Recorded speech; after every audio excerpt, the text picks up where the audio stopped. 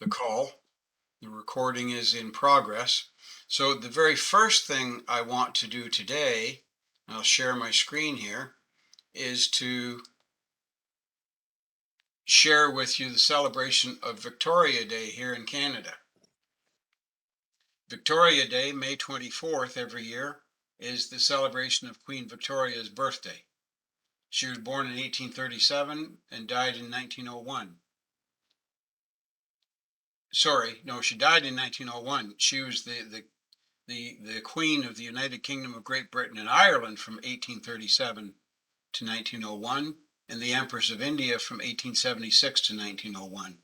Her reign was one of the longest in British history. And Victoria was the first Queen of Canada when the country was founded in 1867.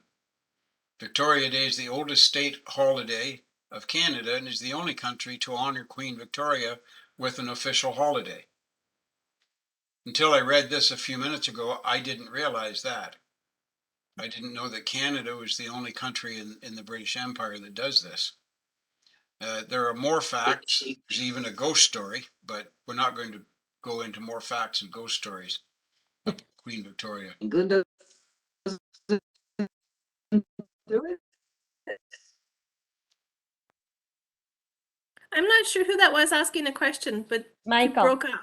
It was Michael. Was that Michael asking? Oh, yeah, sorry. My internet's kind of garbage. That's okay. What was your question, Michael? Yeah, I just thought England would have celebrated it as well. Well, I just thought England. Yeah, I would have thought so too, but apparently not. So anyway, today is a national holiday here in Canada, and that's fine. But so that was all. I just wanted to share Victoria Day holiday with everybody and tell you a little bit about it. So now I'm going to talk about the idea that I have for your Mooc course creation. So for a few years ago, I was teaching a university course at a university here in Toronto. It was the visual arts portion of the Bachelor of Education program. And so I created several PowerPoints. I created a number of PowerPoints for each day of the course, and then I would upload them onto Moodle. Now you see on the preliminary view of each slide over here, you see the little star under the number? That means that there is a recorded message with each slide. So my idea for you was that if you create a PowerPoint for the modules and the days that you have for the course that you're creating, create your PowerPoint and then go to a Mooc site. Because the one of the issues with these Mooc sites, in order to be able to use them for free, you typically have a 7-day or a 14-day free trial period. Well, if you start your trial period and you work on preparing all your material, your PowerPoint, etc., during the trial period, you'll use up your trial period. Right. So after I created these PowerPoints with the recording, then I was able to upload them to the Moodle website. Moodle was the learning platform, the open source learning platform that was used by the university where I taught. So I've never worked with Moodle directly as a private individual, but it says it is a free and open source learning management system. So you might even want to try uploading your things into Moodle. Now, it's very easy to do because Moodle will take a large PowerPoint and upload it. It has the capacity to do that. The university where I taught also used Google Drive and Google Shared Drive as a place for documents to be for students to view, but the Google Drive was not able to upload the PowerPoints. They were too large a file. So Moodle will handle a larger file upload. So I just thought I would offer that as an idea, as a thought for your process. Create Thank a you. PowerPoint on your computer, and I've previously discussed about how you can add the recording on a PowerPoint. So I'm just going to go over that just very briefly right now.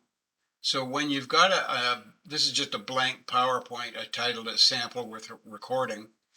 I just keep going back to use the same one over and over. When you're in a blank PowerPoint like this, and you create a new slide, you put in a blank new slide. To do a recording for this blank new slide, you go to the record button. You see the menu bar across the top here? Yes. You go to the record spot, and then you say record from current slide.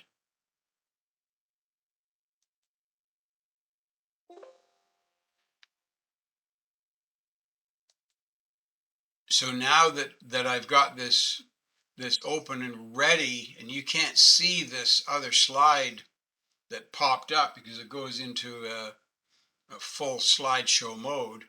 But when you do get into this blank spot ready to record, you have a number of options. There are different colors that you can choose across the bottom for text coloring. And there's a red button at the top, you start recording.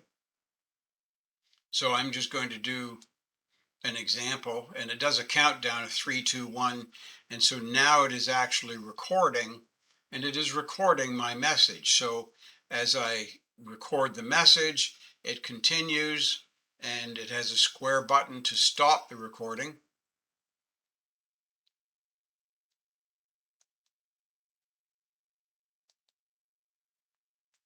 And so there's the new slide with the recording on it.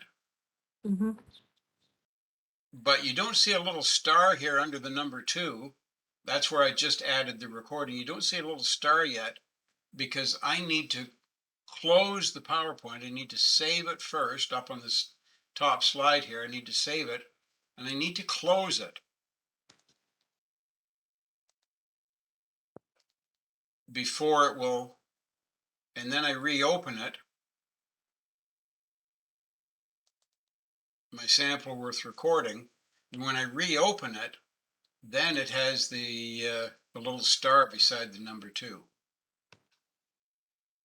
There, you see the little star there? Yes. Yes. Thank you. That's awesome. So And Daniel, can you type? Can you type in the slide and it won't erase the recording? absolutely. You can type into it where you have a recording on it. That's not a problem. You just have to insert a text box first.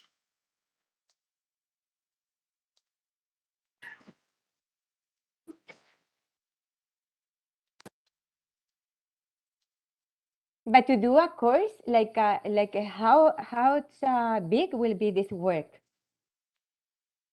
It will be. I mean, If how you are many teaching, slides? if you are teaching English, it will be a whole course for someone to learn English. No, Sarah Lee? Well, for this Mooc project, you are only required to create 1 or 2 modules. And for each module might have a PowerPoint with 5 or 6 slides in each module, for instance. Oh, okay. So you're not creating the entire course.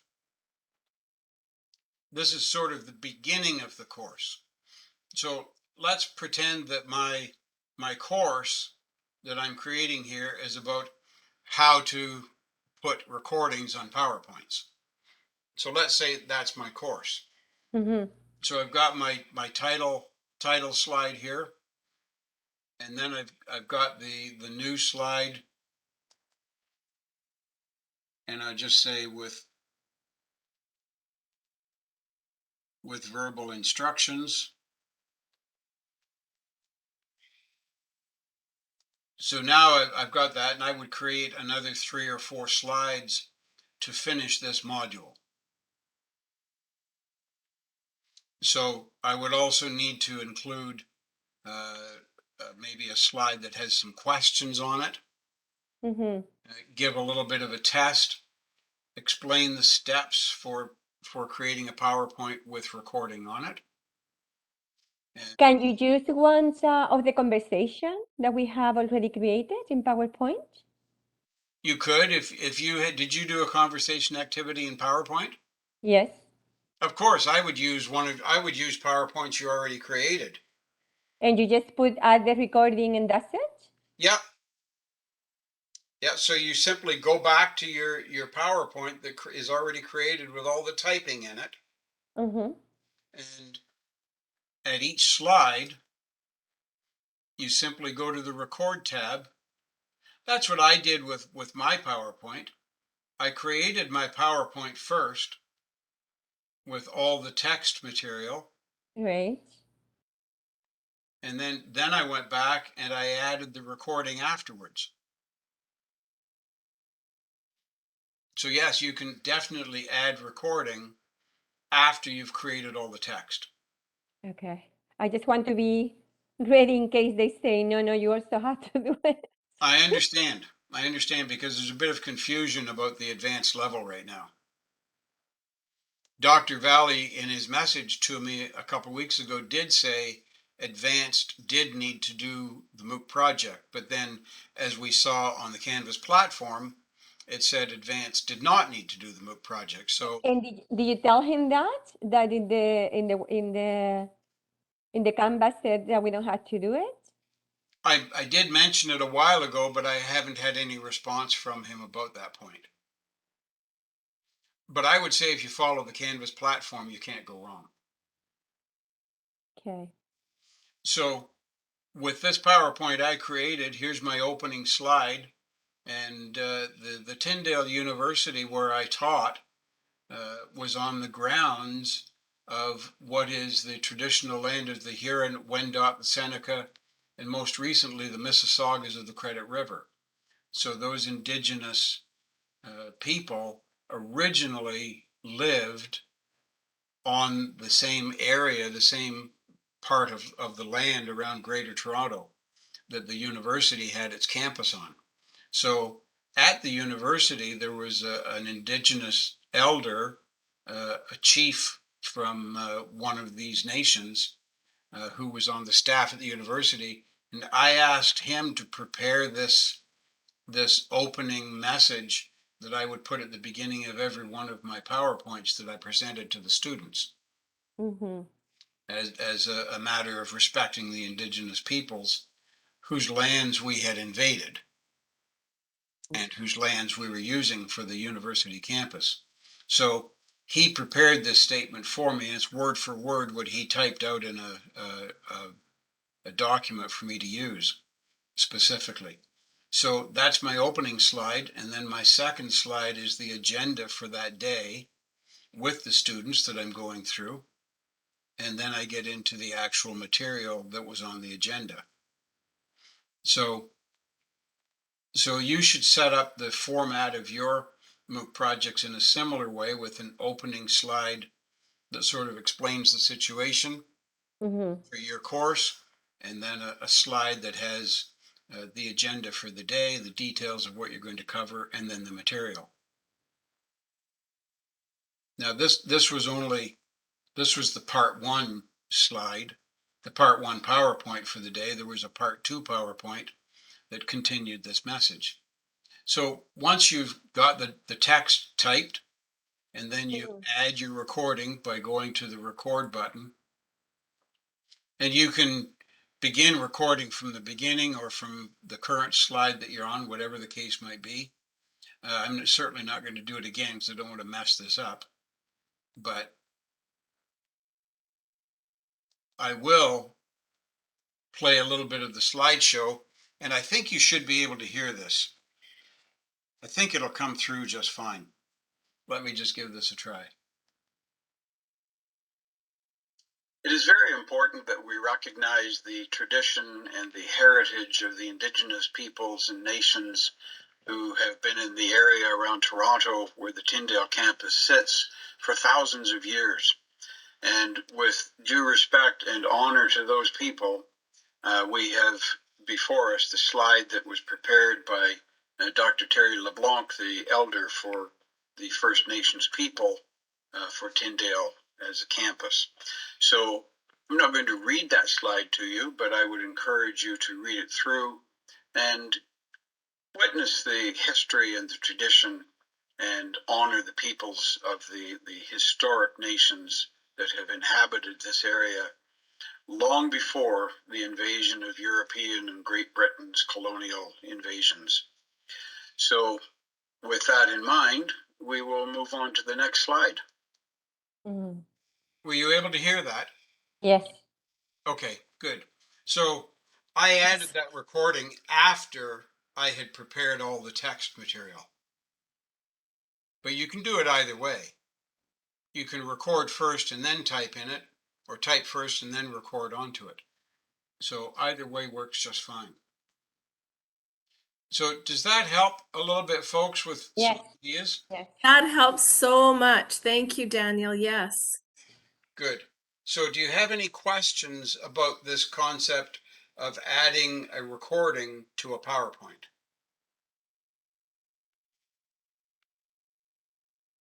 You're muted, Sarah Lee. Sorry, I said not yet, but I haven't tried it yet neither. So we'll see what happens by next week. To see that works. That's fine. And you can always send me an email if you have any questions about it too. I'm pretty good at replying to emails fairly quickly. So there we go. So that was the little bit of time I wanted to spend on the Mooc project concept, and hopefully that's a little bit of help to you. All right. So today we're moving on to now teaching academic English. This falls under the broader topic of teaching academic subjects, but teaching academic English is specifically what I chose to select for this PowerPoint. So teaching academic English. English for academic purposes. How to teach English for academic purposes. There are 5 tips to successfully teach English for academic purposes. Number 1, use authentic materials. These are articles from newspapers or magazines rather than ESL sites. If you use ESL sites, and it's not that there's anything wrong with them, it's just that the ESL sites often have material that is designed specifically for by and for speakers of other languages. So if you go to authentic material, in other words, newspapers or magazines, short stories that have been written by native speakers, native English speakers, for native English speakers, then you're going to get a truer, authentic use of the English language. So if you were to use a story that I've written, and I've written a few, if you were to use one of my stories, that would be a more authentic document for you to use for study with students who are learning English, because it was written by a native English speaking person. And listen to songs sung in English. So you could sing for your students. Early one morning, just as the sun was rising. So if you sing with your students in English and sing English songs, that's always a good way of helping them to learn more English in a fluent manner.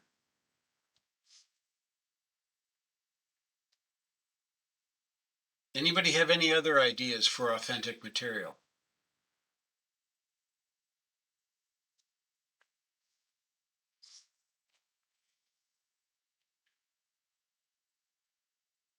these cover a lot of territory. Other Mhm. ideas would be watching TV shows, sitcoms.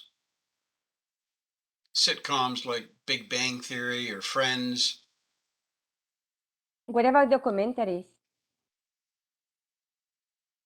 Commentary. Documentaries like a specific subject? Documentals, watching Documentaries work, yes, definitely. Documentaries are a very good idea because documentaries are going to they're going to be giving you a very authentic use of the English language as well. So National Geographic documentaries are good Mhm. for that purpose, yes. But not Hinterland Who's Who. Probably not. That's a series that came out in the early 70s, but the speaker was slow in his speech. And as a child, I would always fall asleep. Oh my goodness, that's funny. That's funny. There's That's true. definitely something to be said for maintaining a certain pace to the delivery of the information. Yes, that's funny. I can honestly say I've never heard a documentary spoken so slowly that it put me to sleep. But that's very funny. Second tip, use authentic classroom materials. So this is where you choose materials such as textbooks that would be textbooks used in a native English speaking classroom. Again, English textbooks that are designed for ESL students often are not as authentic because they don't use the same authentic language that a textbook written by native English speakers would use. And a key point connected to this is that when attending college, so the students that you are teaching English to, when they attend college or university later in their lives, they will not get specially designed textbooks. You know, you go to college or university, you do not get the chemistry textbook written for ESL students. Mm. You just get the chemistry textbook or whatever subject it is. You get the text and you need to prepare your students by giving them authentic English textbooks. You need to prepare them for this later experience in life because anything of this nature is a process. Learning is a process, and learning by experience with native textbooks, native language textbooks, is part of the learning experience to prepare them for later on.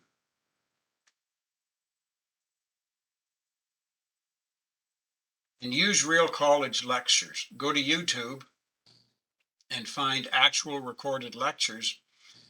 My guess is you can find a YouTube video with a recorded lecture on just about any topic that you might want to search for. I don't know who was responsible for putting all this stuff together on YouTube, but gosh, they've been busy.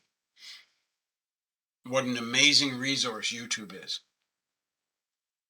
You can access free lectures from universities like Yale and Harvard on a wide variety of topics, and you can prepare your students for the experience of listening to lectures and taking notes.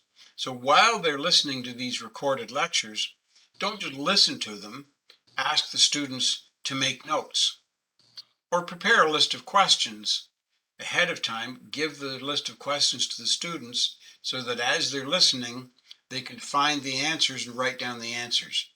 And that prepares them for the note-taking process that is crucial at a college or university level. Mhm.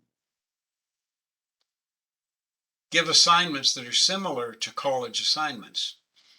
Experiences they will have in English colleges and universities in a new country, in a new culture, and with new courses.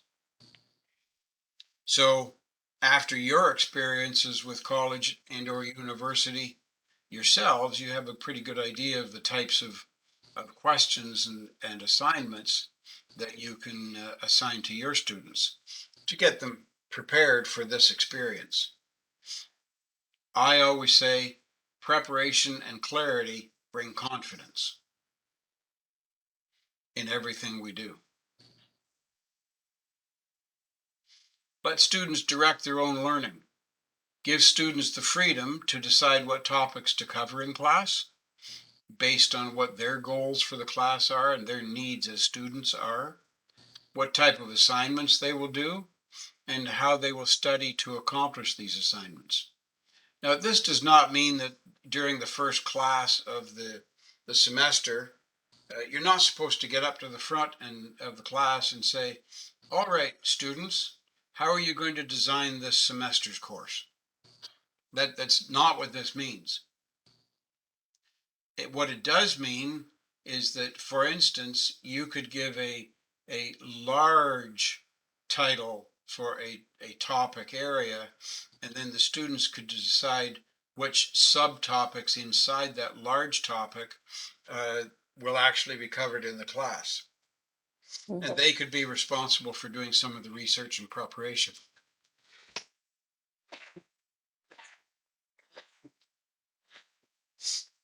Excuse me. I think I have spring allergies. When it comes to what types of assignments they will do, you have to be very careful here, because if you say, now we're going to decide what assignments you'll do, without doubt, you'll have somebody in the class who says, I don't think we should do any assignments. That would have been me. I would have said that in class.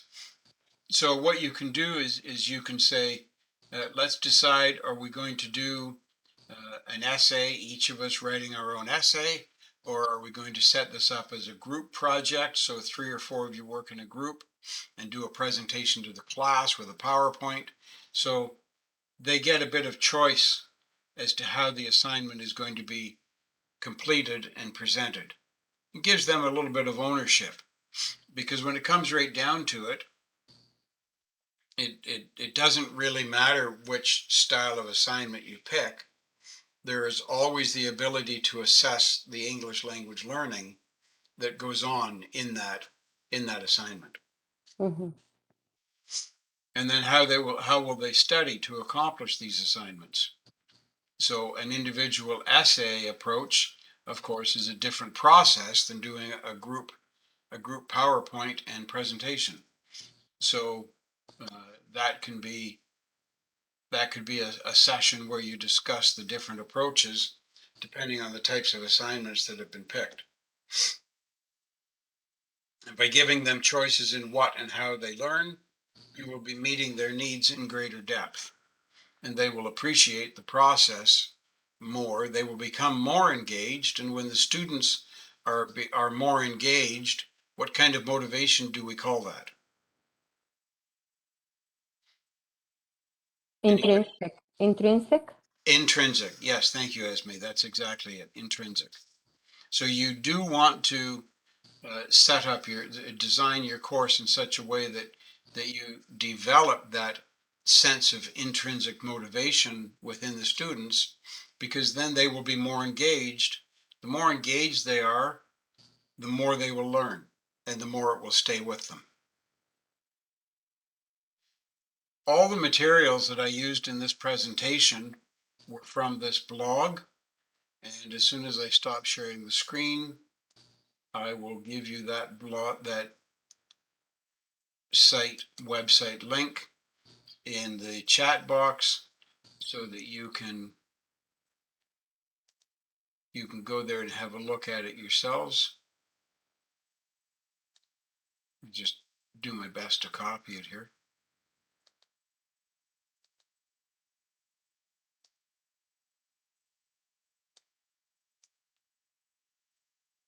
I had difficulty highlighting it to copy it without it opening the link.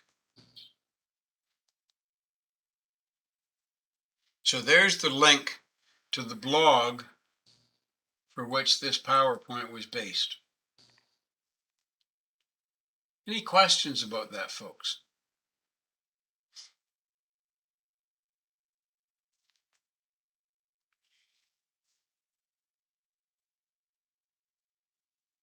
Just, I did leave a question in the chat box there,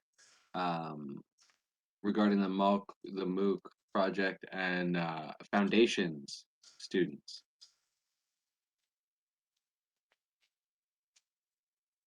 Oh, yes. Okay, I see that, Michael. Yeah, so with the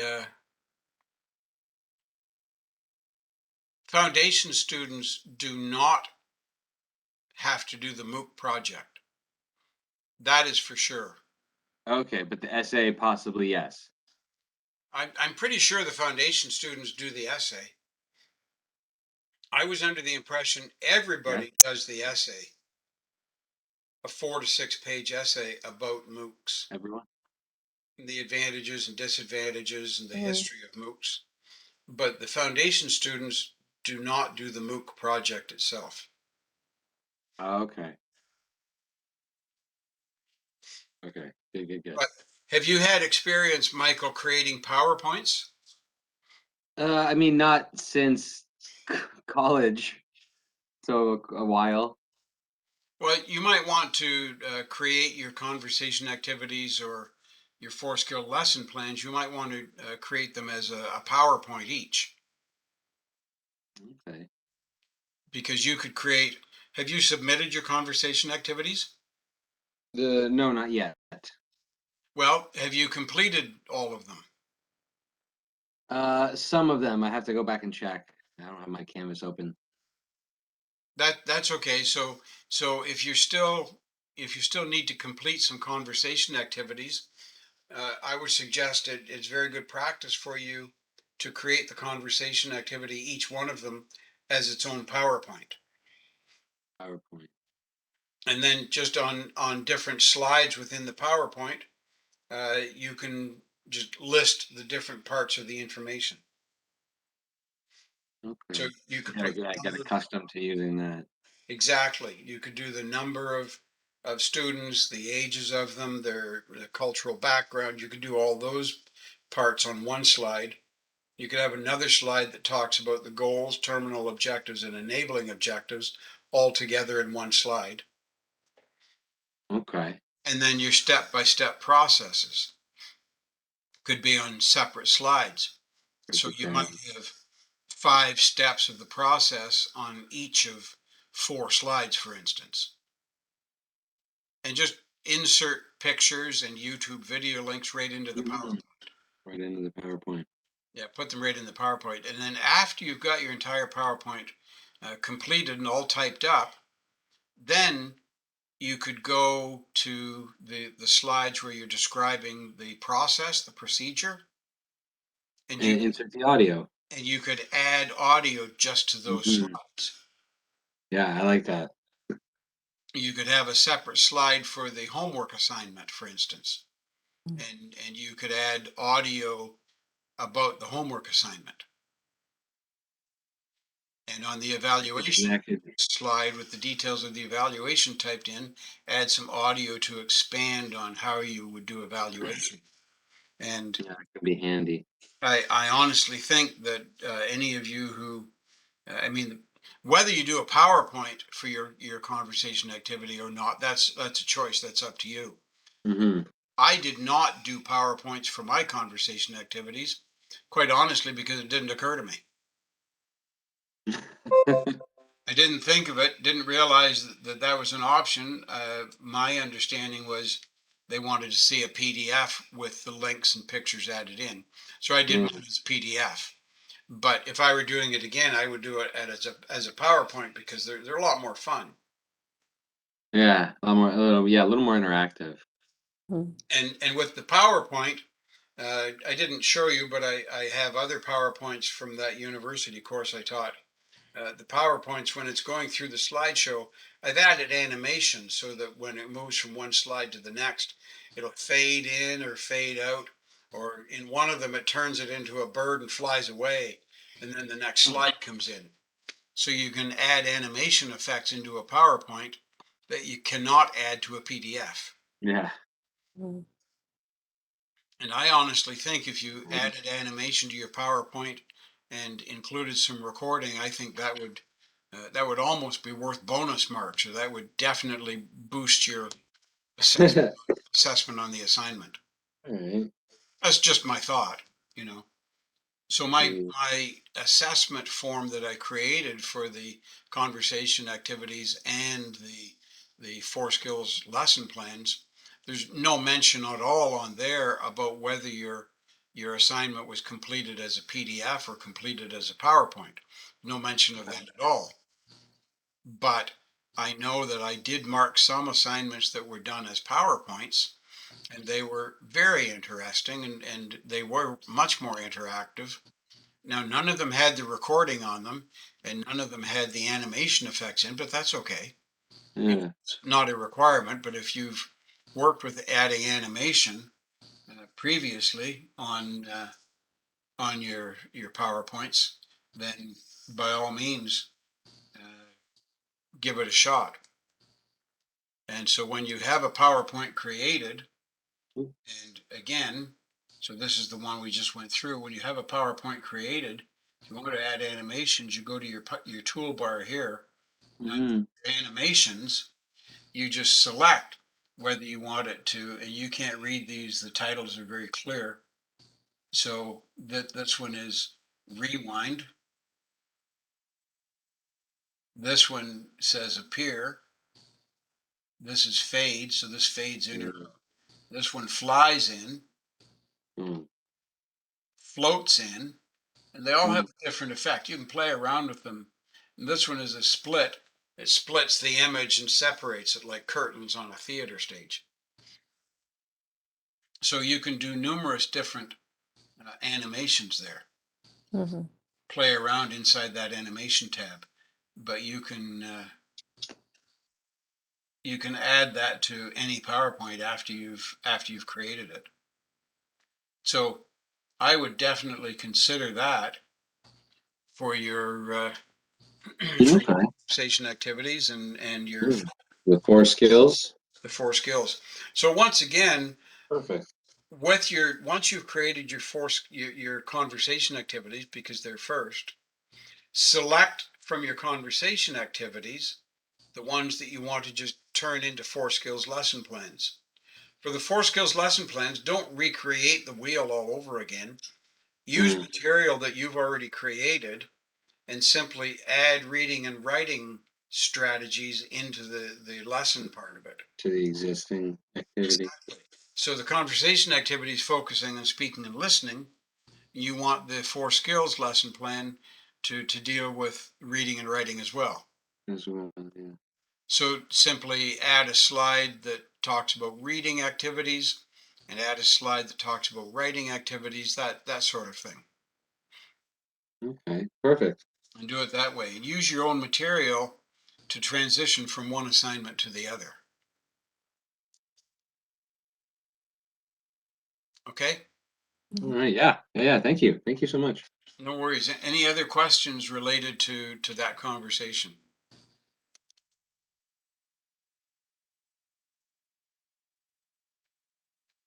Good for now? Mhm. Okay.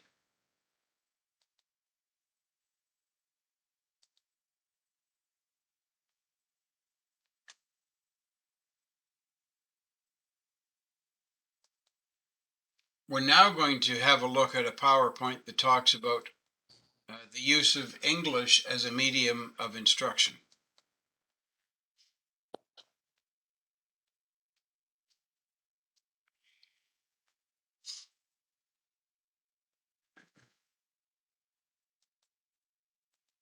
I'll set it up so you can see it better.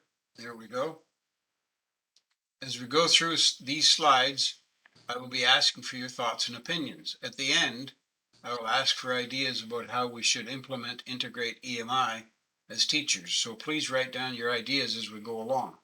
And on the very last slide, you'll see some entries from previous classes that you'll see some ideas there, and we'll see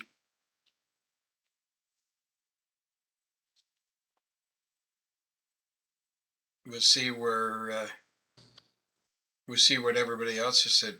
Oh, I just checked the WhatsApp group, and thank you very much, Fatima. Fatima put in into the WhatsApp group. She put in the link to that 5 tips to successfully teach English for academic purposes. So if you go to the WhatsApp group, you see the blog that she has added there for us. That's great. Thank you very much. Perfect. Collaboration is always excellent. What is the currently preferred methodology for English language instruction to speakers of other languages? Anybody?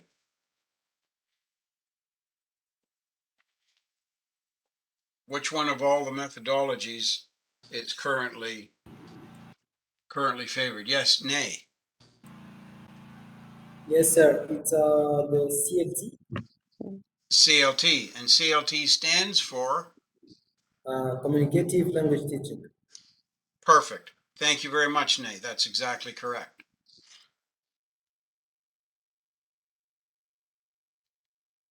At the Department of Education, the University of Oxford in Great Britain, English medium instruction refers to the use of the English language to teach academic subjects other than English itself in countries where the first language of the majority of the population is not English. The world is seeing a boom in EMI as an educational model in universities, secondary schools, and even primary schools. Implications of this growing trend remain severely under-researched. EMI is increasingly being implemented via top-down policies. What do you think that means? What do you think that statement means? EMI is increasingly being implemented via top-down policies. What do you think is the meaning of that? Anybody?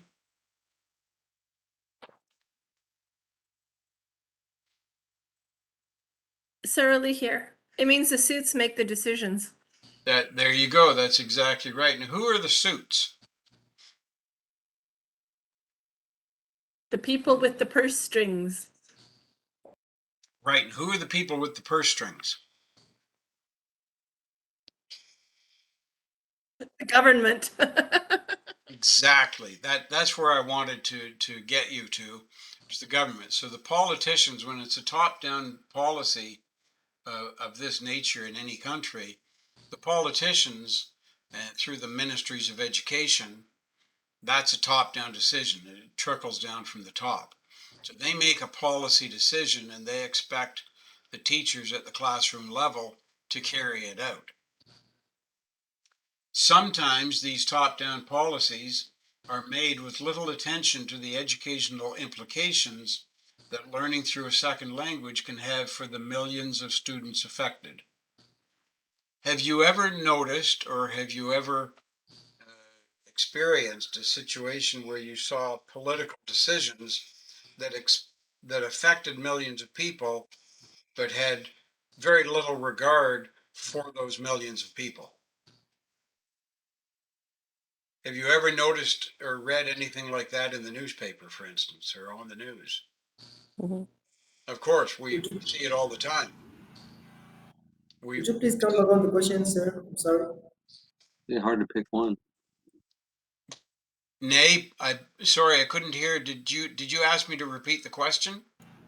Yes, I did. Certainly, no problem. So the question was, have you ever seen in the news or heard of a situation where politicians made decisions at the top that were affecting millions of people throughout a country or throughout many countries in a negative manner? Have you ever noticed anything like that? Mhm. Of course. Right now, sorry. Yeah, go ahead. Will you say something, Nee? Were you starting to say something? Not yet. I'm still thinking about that. It just came to my mind something that is going on in Quebec. that they want to avoid any university teaching in English. They want all the university to teach in French.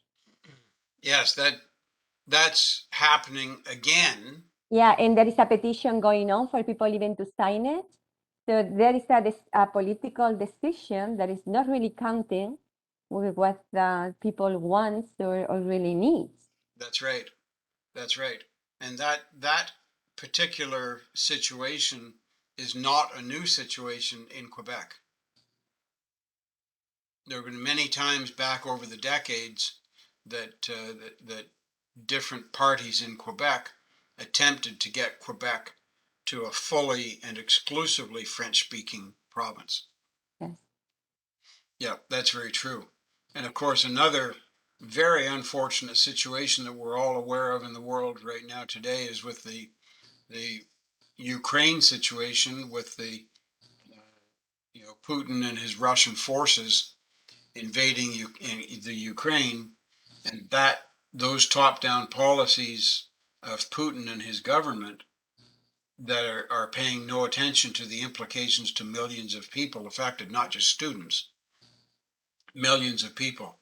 So top-down government decision making is not always a good thing to have. Occasionally, politicians can make a decent decision, but occasionally. The research group at Oxford University was exploring the effects of English as a medium of instruction on language learning, content learning, teaching delivery, quality of education, inequalities of access, language flexibility, and hybridity. What do we mean by hybridity? In the context of English as a medium of instruction, what is the definition of hybridity within that context?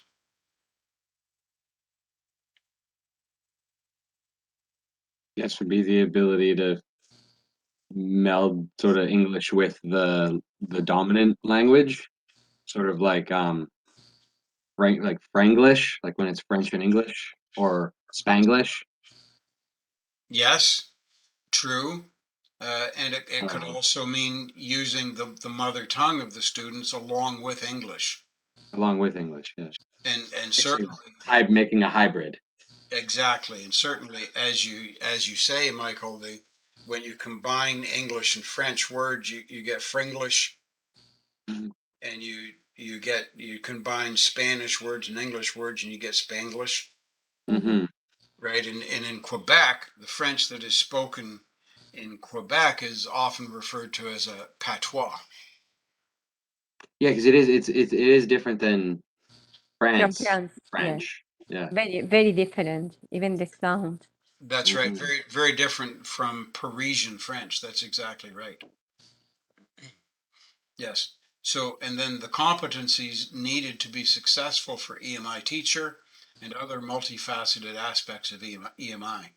So this is the list of things that this research group at Oxford was looking into and exploring the effects of EMI. The EMI Oxford Research Group cooperates with education institutions and organizations around the world through leading research into the extent and effects of EMI across the globe. How effective is English as a medium of instruction? An interview was held with Dr. Nicola Galloway in 2017, and the report of this interview was written for the British Council by Jaroslaw Kriukal and Takuya Numerjiri. The next 8 slides are points taken from that interview. Dr. Galloway said there is little research into EMI's impact on how much English students learn and what content they absorb. Daniel, why is called medium of instruction? It's like I don't understand the definition of the EMI. Like is learning English in a different way or? No, The definition of EMI refers to the use of English language to teach academic subjects other than Oh. English itself. So, it would be kind of like when English students in Ontario go to like a French immersion school, how they're doing like gym class in French, they're doing geography in French, they're doing everything like that, but switched with instead you have French, it's English. Correct. Okay. Yeah, that's right. So students, this is happening in countries where the first language of the majority of the population is not English. So could you also call that, I guess, just like an English immersion program? Well, we wouldn't call it a full immersion program, Michael, because if the country, if the majority of the population is not speaking English, Oh, I guess. then Yeah. once they leave the classroom, they're It's not, yeah, they're not immersed in English. yeah, that makes sense. So by definition, we could consider it a partial English immersion because Okay. all of their subjects, all their academic subjects are being taught in English. English is a medium of instruction. Right. Okay, that makes perfect sense. So for instance, if the students or the school is in Iran, and so Farsi is the where what the majority of the population is speaking outside of the school, but inside the school they're using English when they study their sciences, their maths, Hmm. Mm-hmm. all the subjects, and when they get to studying English, they're actually learning more about English. So they're not really using English to study English as the medium of instruction. They're taking their learning of English as additional learning of the English language. Does that make sense? Mm-hmm. Yeah, yeah, That yeah. helps. Okay, good.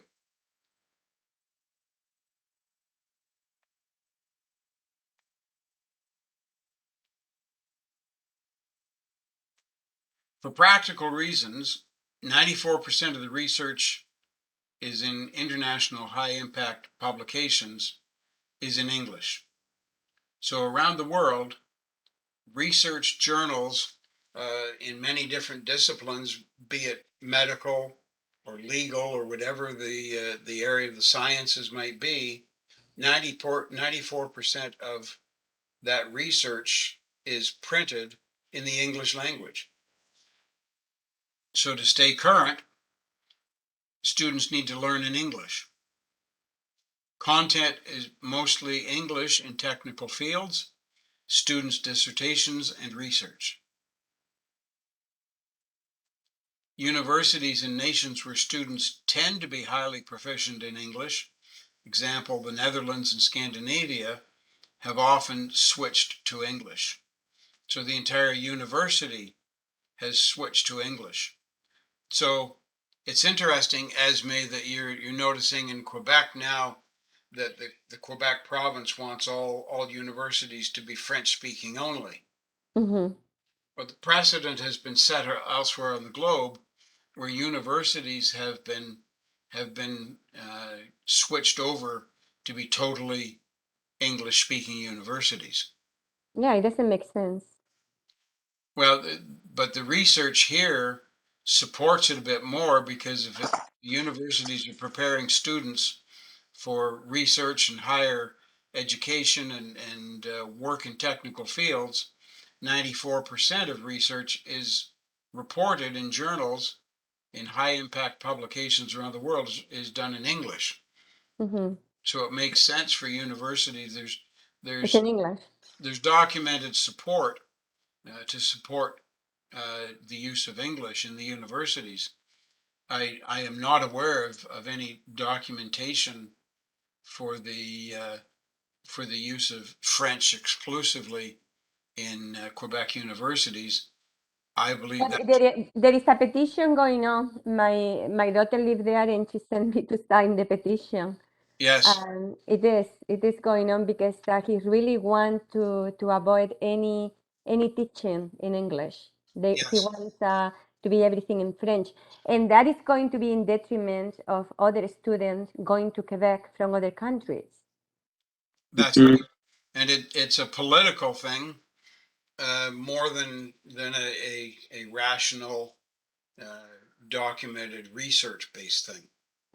But they got a lot of signature that people don't agree. Right, right.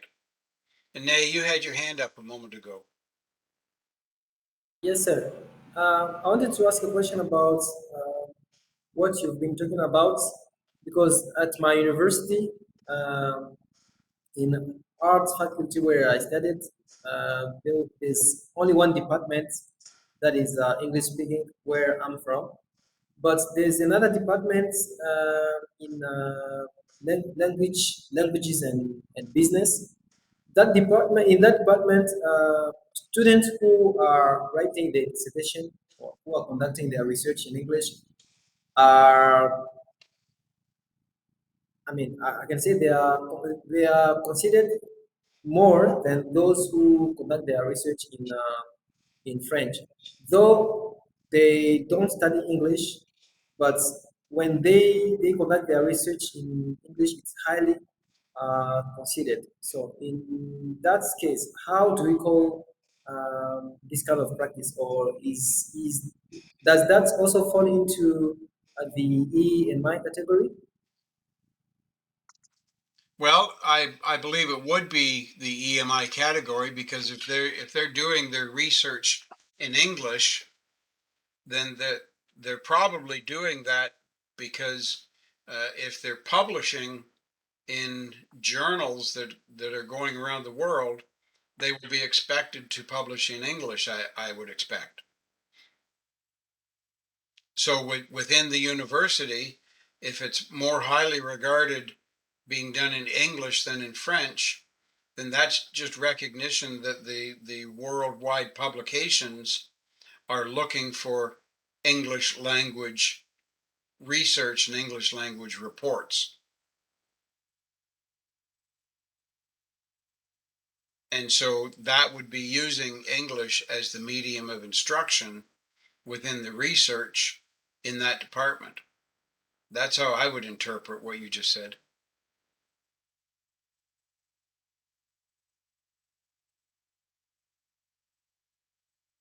Okay, thank you. It makes sense. Okay. So EMI is especially used for courses in science, technology, engineering, and maths. This combination of subjects is referred to as STEM, science, technology, engineering, and mathematics. The current boom in EMI is due to, mistakenly, the view that EMI speeds up graduates' upward social and economic mobility. Governments believe that EMI improves students' English proficiency, and therefore a workforce is created that is more fluent in English. EMI gives students a double benefit: the knowledge of their subject plus English language skills. Governments and students think this equals a more attractive appearance in the global job market for the students.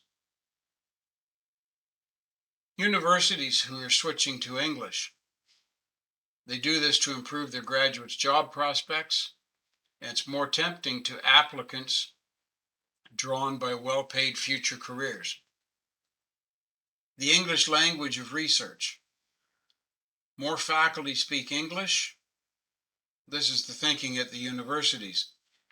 If more faculty speak English, that equals an increase of English language research published in international journals, and this raises the university's position in rankings globally. So, nay, that could also be a rationale or a reason for respecting the English publication of research at the university you're talking about. If faculty at your university publishes in international journals in English, that will raise the ranking of your university against other universities around the world. And universities want to be a high-ranking educational institution. You know, it's a very competitive business. I would say it's even more competitive than professional sports. The surprising finding is that staff and students think differently about EMI. The need to provide a clear rationale for EMI programs, what students will learn, and how much English will be used. So this is what the staff and students are saying needs to be done. This gentleman, Robine Kiyuni, in 2003 wrote a report this is his view from Ugandan classrooms, language, culture, and curriculum. So the next 6 or 8 slides draw points from this paper. So DOI just stands for Digital Object Identifier. It's like an ISBN number that we use in our libraries. Just an identification number for the article. The challenge is the teacher's use of EMI. Often it frustrates the students' learning efforts instead of facilitating them. The solution, as indicated by Mr. Kayuni, solution is the careful adoption of a bilingual-based, communication-oriented approach to instruction, including the teacher's awareness of the learner's deficiencies in using English and the relative fluency they may exhibit in using their mother tongues. To facilitate the learner's comprehension and analysis of classroom talk, teachers should be trained in 2 basic elements. Number 1, the skills necessary to support learning through an analytical understanding of language-related barriers.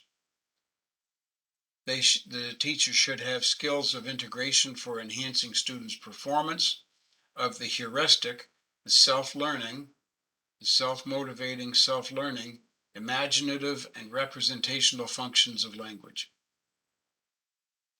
Secondly, the teacher should be fluent in 2 critical skills: asking questions and explaining when giving an answer to a student. As teachers, how do we approach this challenge? Teachers should be involved in communication-based, communication-oriented learning activities. Encourage students to think aloud. Students' questions and requests for clarification are a positive sign of their attempts to internalize and organize knowledge. Now I would ask that you share some ideas, thoughts that you've had for the integration and implementation of EMI within your classroom. So you can see ideas that have come from other classes before yourselves. So back in December of 2020, suggestion was to use movies for entertainment and using common everyday language and idioms, watching TV shows, Big Bang Theory and Friends, talking with friends and communicating. A couple of weeks later, another group said create group work, going to the restaurant, using pictures, asking questions, requiring verbal answers, role play, listening to CDs and DVDs, key words written on the board. Students talk about them in full sentences. Any activity to cause creation in the brain. New neural pathways are created through communication. A take-home assignment, write about personal experience with restaurants. And then in February of 2022, a few months ago, another group said, use games from personal culture, professional description, discuss favorite music, pros and cons, show and tell activities. That's what we were doing about coffee makers and coffee filters before the class started today. That was a coffee time show and tell activity. Use hot seating activities. Tell a story to children. Each child describes their experience relative to the story. use puppets and marionettes. Students make the puppets. Use of recipes, celebration themes, authentic reading material, newspapers, journals, instruction manuals, family history, etc.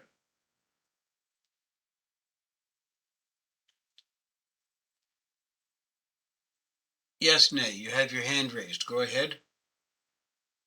Yes, I've got a question, sir. I would like to know in which context, like in which kind of country, should the EMI fit in correctly? Because uh, there are other in other countries where people don't speak English. English does not really represent, I mean, a good value or importance in that country. For example, like in my own country, it can be understood because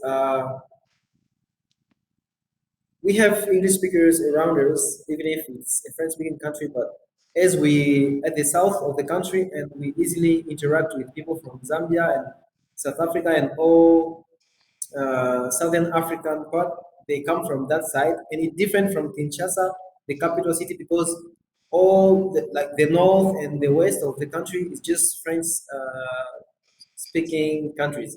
So whenever we find like in these two situations, for example, as I said, in Lubumbashi, you can easily, I mean, use the EMI because at least people would even pick up some sentences from here and there. At least they have already heard about English before.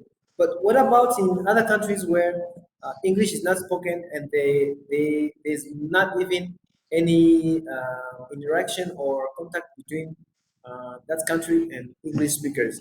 Do you think there's between the two cases there's one that is more appropriate than another, or both are appropriate to teach EMI, and how can we make the difference? I want just to understand. Well, actually, I think any situation is appropriate where English is the language being used to teach all academic subjects except English itself, in any country where the majority of the population is not English speaking. So any country where the first language of the majority of the population is not English, any country that is using English to teach academic subjects is an appropriate place for EMI to actually occur, because they're preparing students for further education and higher education to do research and anything else connected with college or university uh, at advanced educational institutions, if that makes sense.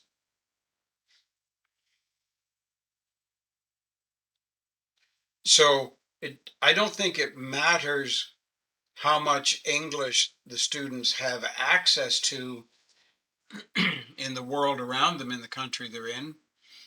I think the importance of EMI as a medium of instruction is connected to the likely desire that the students want to go on to further education and advanced education. If they want to get into global research and writing reports at a global level in international journals, then they're going to need to learn how to do that in English because the percentage is so high. 94% of all research in international high impact publications is in English. So if a student has any desire to take part in that activity, then they will need to learn English. And that's where having English as the medium of instruction in their home country, doesn't matter whether they speak English outside of the classroom or not, having English as the language of instruction for their academic subjects becomes crucial. Does that make sense, Nay? Yes, it does. And if we need to talk about like in terms of success, like you have mentioned that if a student want to like to be engaged in that way, he should learn English. So, do you think we should like students should learn for like English first, at least just basic English to communicate with the teacher, or the EMI can just be used even if student does not have any basics about English? Well, if the student decides not to pursue higher education, then they're just well prepared for English language communication.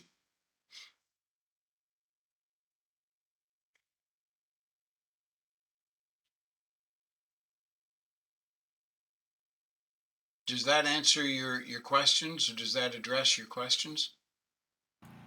Yes, thank you. Okay, very good. Let's consider some ideas that you folks might have now. What are some ideas and thoughts that you have for implementation and integration of EMI within your classroom? Are you able to read this slide? Mm-hmm. Are you able to read the words on the slide all right? Yes. Okay. I can make it a little bit bigger. So just take a moment and browse through these points that were made by previous groups, and then if you have any additional items, I'll insert another slide and I'll type in your ideas and your thoughts.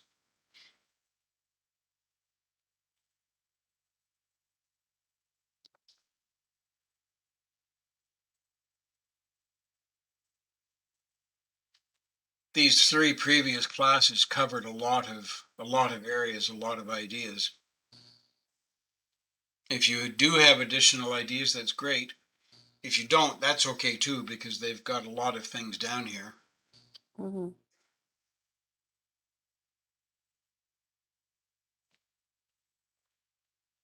Can anybody think of new ideas?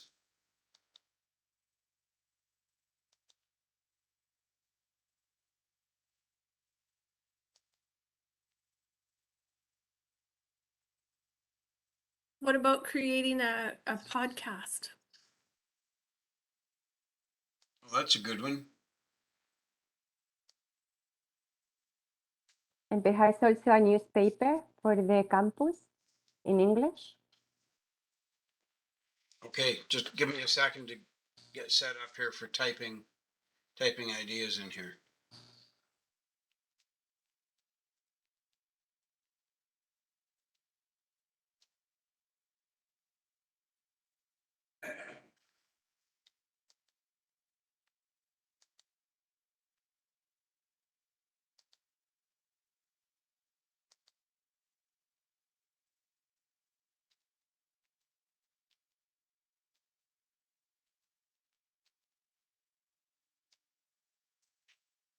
Create a podcast.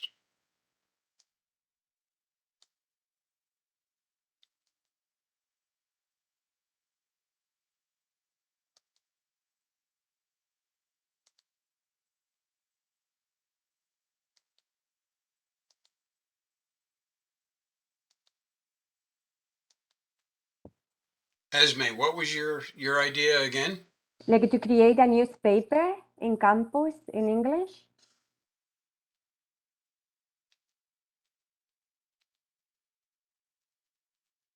That's a good one too. Any other ideas?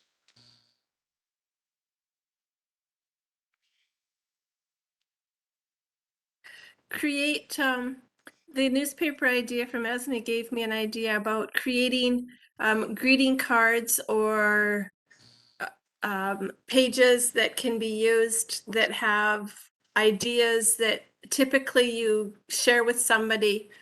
We used to do it in snail mail a lot, but now so much is done over the internet. But that's also a creative activity that could be maybe accomplished. Good one. Anything else? Make some sort of a student group chat outside of the class where you guys can practice English together. like a WhatsApp example, or something like that. Good. Student chat group. I don't know. Yeah. Hmm.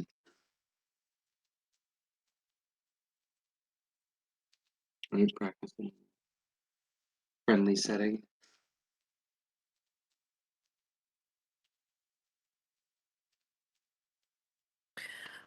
I don't know if it was on Saturday that just went past the 21st, or if it was a while ago with Ellen, but she talked about a message board.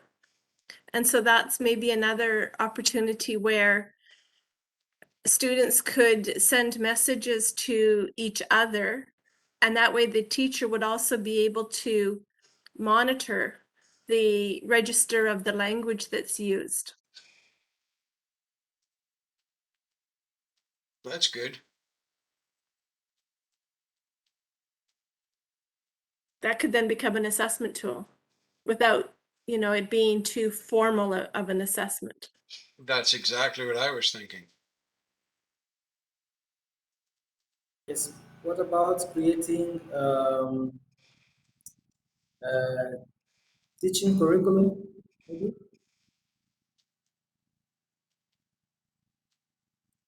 I'm sorry, Nay, what was that again? I say creating a teaching curriculum. A resume and things like that in English. Yeah, just like as we create lessons and just create kind of curriculum that's maybe you can post or that people could download to use for teaching. Would you involve the students in this? Are you talking? Oh, I'm sorry then. I didn't catch what the question. Sorry. Would you involve the students in creating this curriculum? Not really. No.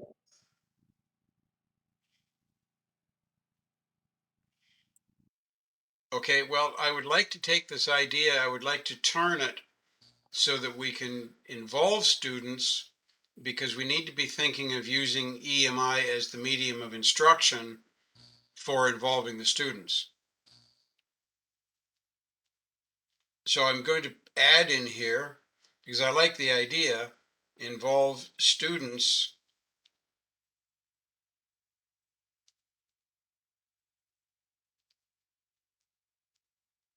with ideas for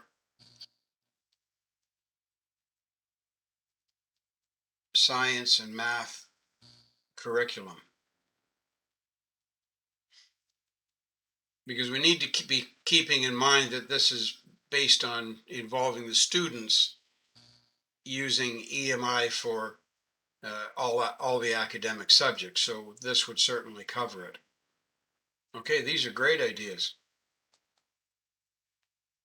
Also, the students could maybe put together, I'm thinking about different avenues of written work, whether it's poetry, a song, some kind of expression, ideas, thoughts that could maybe at some point even get published, but that they work on together so that they're collaborating and figuring out how to utilize their communicating in English to accomplish the task of the written work in English. And it wouldn't necessarily have to be like an English subject of grammar or something like that. I'm thinking maybe even when you think about science and math or history and geography, there's just like the world is your oyster for ideas of how that could be used.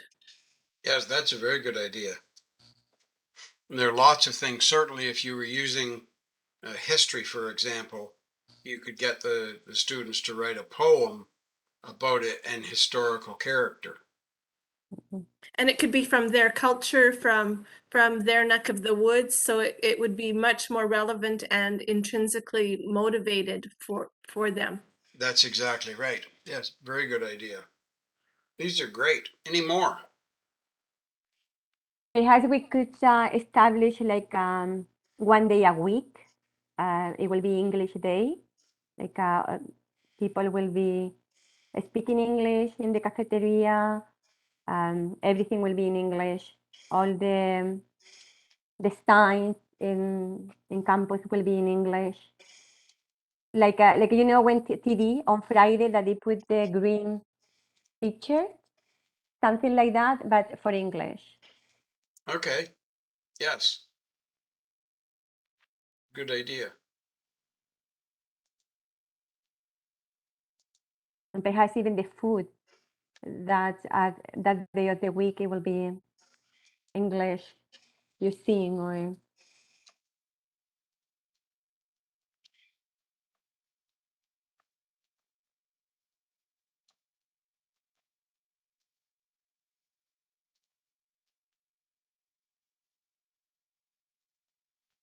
Excellent ideas. Any more? Any more thoughts?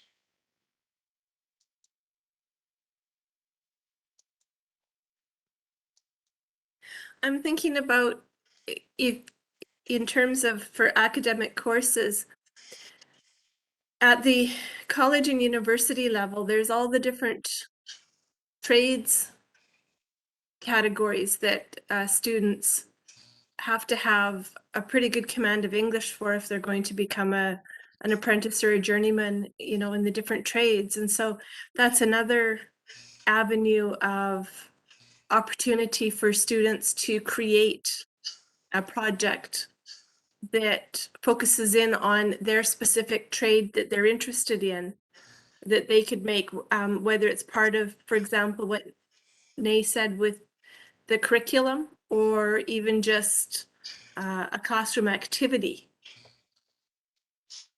and what Yes. about to bring a speaker, like you know, an English speaker, perhaps every once a month in a specific subject, but the speaker will be English, native English speaker.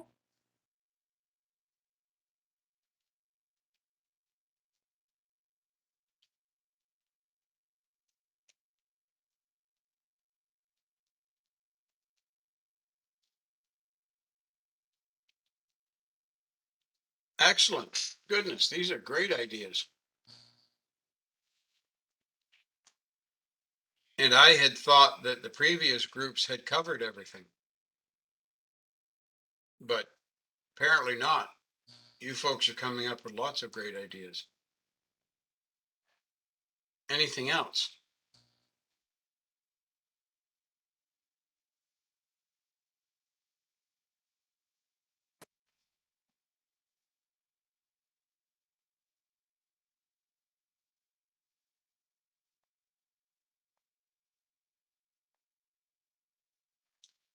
So just to conclude, my thoughts using reading material specific to the field of study, technical manuals and brochures. So, you know, perhaps you have a group of students who are very interested in becoming technicians with electronic equipment. Well, bring in the operating manuals for cell phones or for computers that are written in English, and you can actually use those as the textbook per se. Mm-hmm. And technical manuals and brochures provide samples of research papers and professional journals. The reading assignments of the above, so give reading assignments from these items, followed by written assignments in the student's chosen field.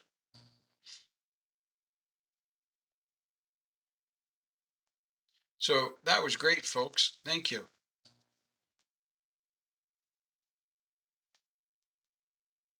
So that was the end of that particular presentation. And thank you for your participation. That was excellent. So we're at 2:30.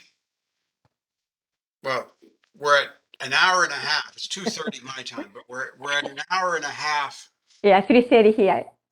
So I'm not going to cut the webinar off, but I am going to ask if anybody has any questions related to today's material or any questions related to the course overall. I have one question regarding the teaching academic.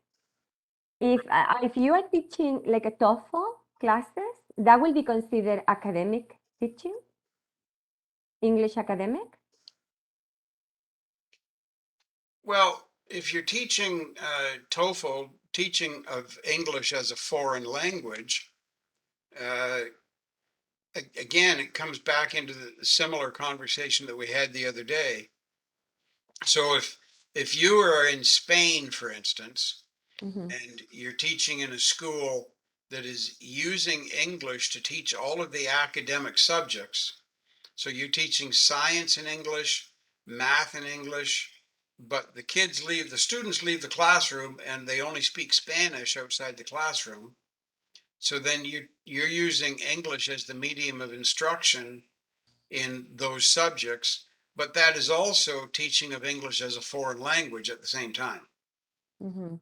In Spain, we have the British Council that they teach both in English and Spanish as from very, very young. Yes, But it's very expensive. There, sure. that is school that not everybody can go. And most of the teachers are from England. Most of the Yes, teachers that they teach in English. they would be. Yes, Yeah. exactly. I bet it is expensive. Hmm.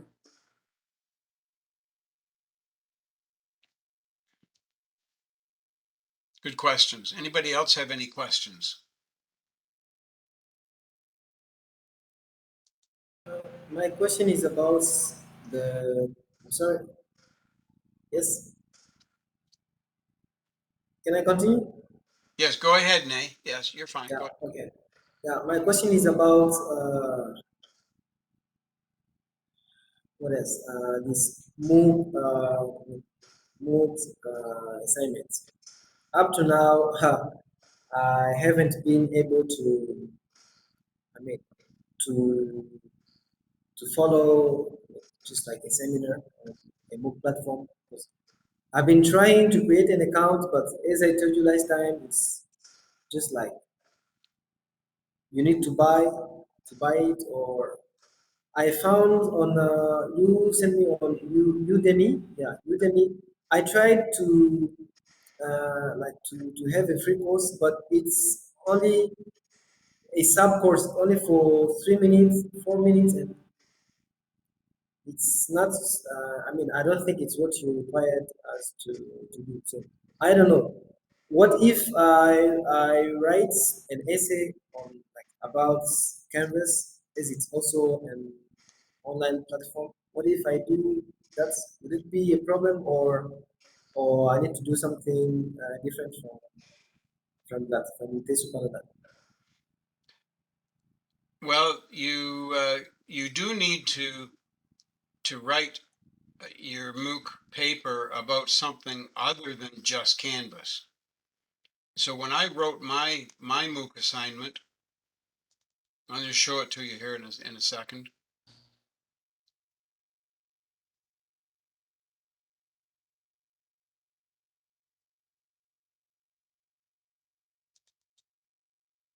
I'll just get it opened up and I'll share screen in a second.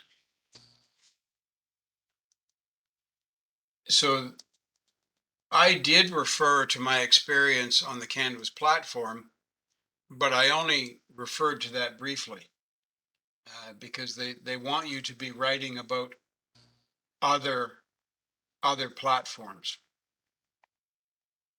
So I talked about the MOOCs that I looked into. I opened accounts on Udemy and Coursera. I was not able to get into this Box Hill site that I talked about earlier. And then I did a review of these MOOC platforms.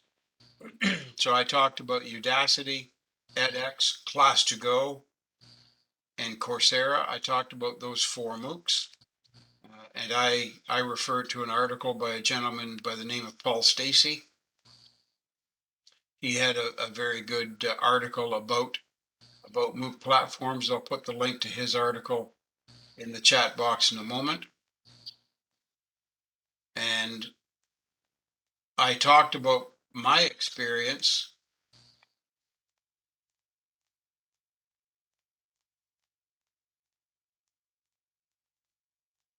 Somewhere I did talk about my experience on different Mooc platforms. Oh, here we go. So I talked about my experience as a student. Mhm.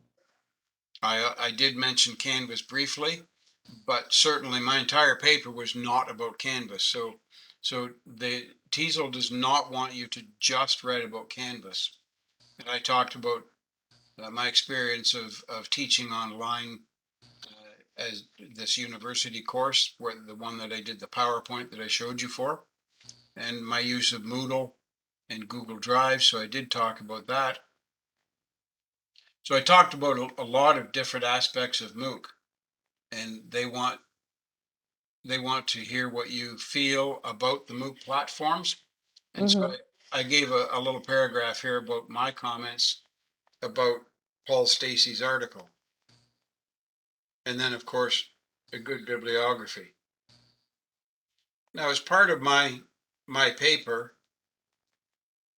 and I showed you this previously in a session, in a webinar, as part of my paper, I created this chart with all these different items that are aspects of online courses or in-class courses. And then I filled the boxes, the cells, with details about the advantage or disadvantage of online or in class for each of these items. So this became a comparative summary chart of many aspects of my thinking about the entire concept of MOOC versus classroom.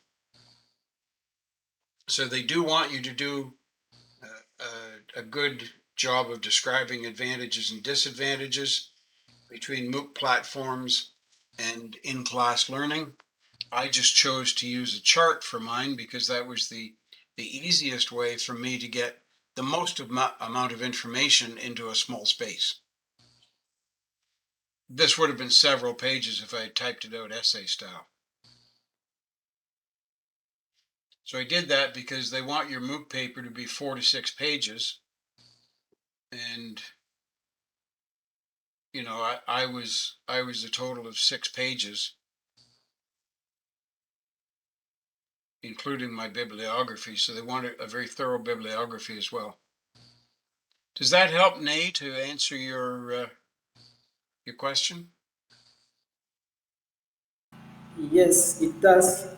Now I'm just going to do my best to Yes. visit those links and try to see what. So you definitely need to talk about more platforms than just MOOC. And the link to that article by Paul Stacey that I was telling you about,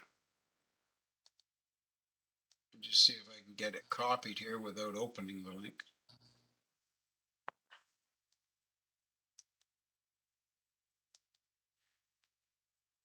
I'll put it in the chat box.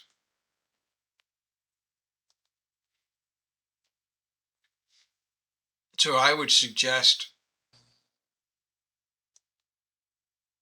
where did it go?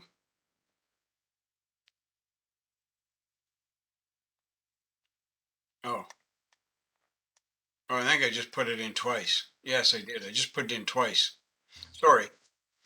I hit enter the first time and I didn't see it pop up in the chat box, so I hit enter again. So there you go. You've got that link twice. I would suggest for your MOOC essay that you have a look at Paul Stacey's article. That's the link that will take you to it, okay?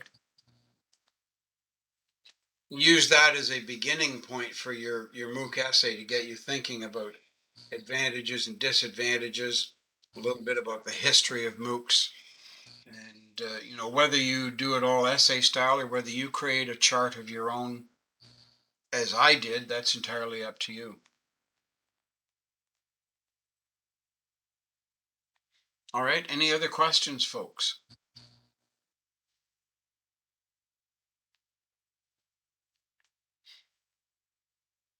Any questions about any aspect of the course? Daniel, Sarah Lee here. It's not a question. It's when you were showing your PowerPoint about your Mooc essay, it gave me an idea of how something similar to that could be incorporated with the EMI instruction for teaching academic English, and that is having students a topic that like their hobby or something that's really dear to their heart, they're really interested in, just putting together a little PowerPoint presentation Sure. and getting them to do the audio clip to go with it. And then also underneath each slide, there's a space where you can add notes.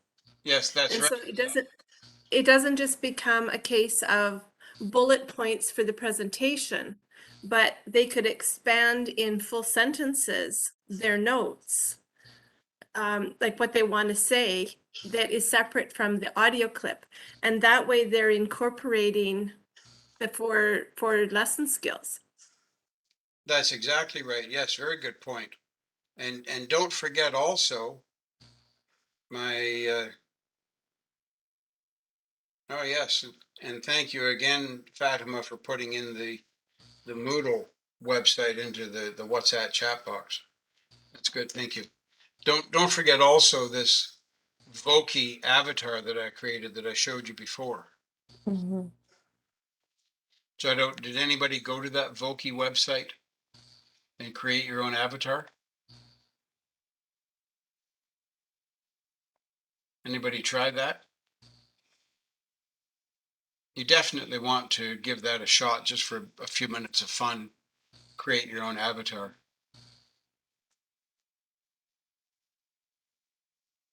So I included many different aspects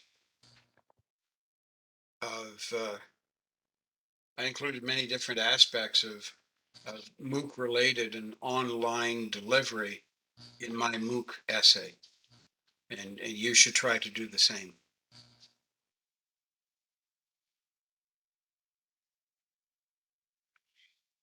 I see a question from Kusar in the chat box.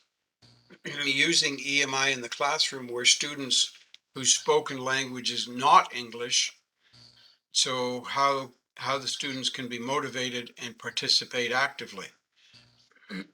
Does anybody have some thoughts to Kusar's question?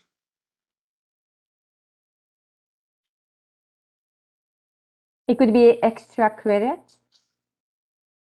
Could be extra credit. Yes, that's a good idea. Any other thoughts about how to motivate the students and get them to participate actively? Through different games, like maybe circle word or crossword puzzles. Excellent ideas. Yes. There's one key way of getting the students in motivated and participating. What is the key thing that we should always do with a group of students at the beginning of a semester or class? Is it interacting with them? Interact with them, yes, absolutely. To discover what? What is Find their the interests and interest? hobbies. That's right, to discover their interests. So if you find out what interests the students and you create some activities and even ask for ideas from them about some activities that interest them, that will help to motivate them, and they will want to participate if they have had some input into the activities that the class is doing as a whole. And food is a great motivator.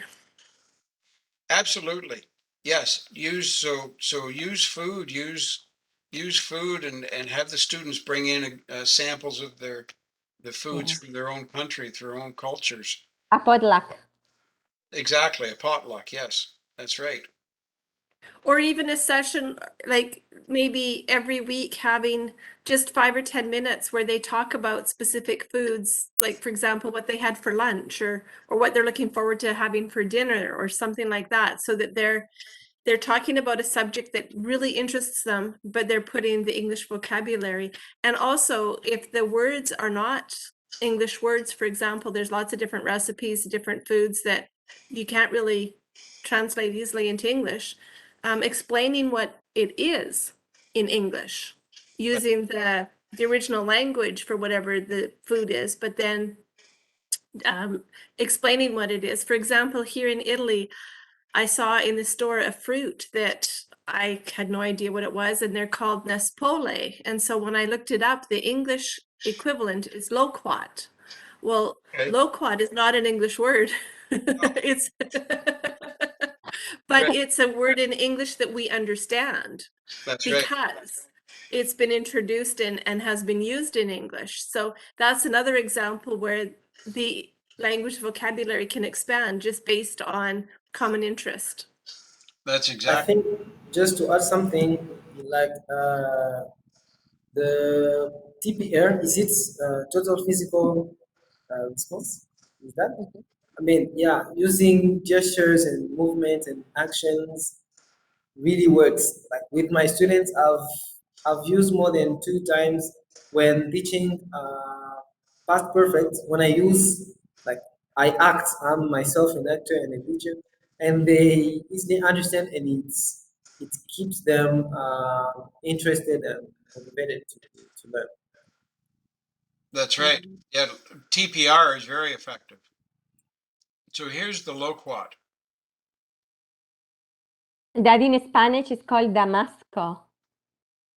Okay. It's a fruit. Yes. Oh yeah, I like this fruit. How do we call it? I even don't know how to call it. I really like this fruit. Yeah. I have never seen it here in Canada. No, I haven't either, but I've heard of it. Yeah, it's for summer. We have it In in Spain Metro in summer. Vancouver, some of the big Asian supermarkets in Richmond and in Chinatown, they've had that fruit. Yeah, Yes. the TNT markets, they got them. Yes. Yes, I'm sure. especially the TNT Asia in Richmond. Hmm. I'm sure. Yeah, nice. Yeah. Pictures have such an impact when you're discussing anything, you know.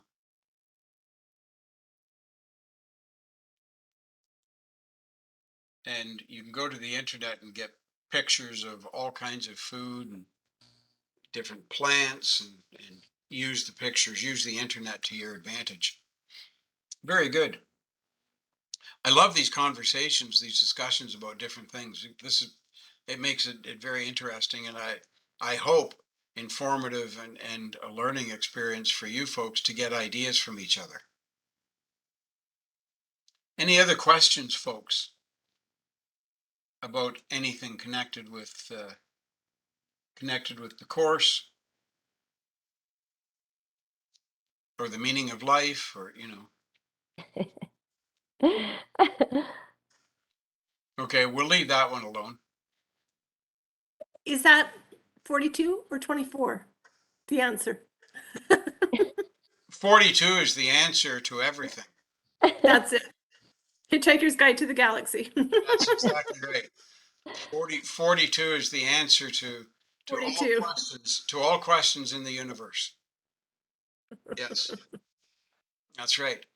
All right. Now that we've decided that the answer to any questions that you might have, the answer is 42, I'm going to stop the recording at this point.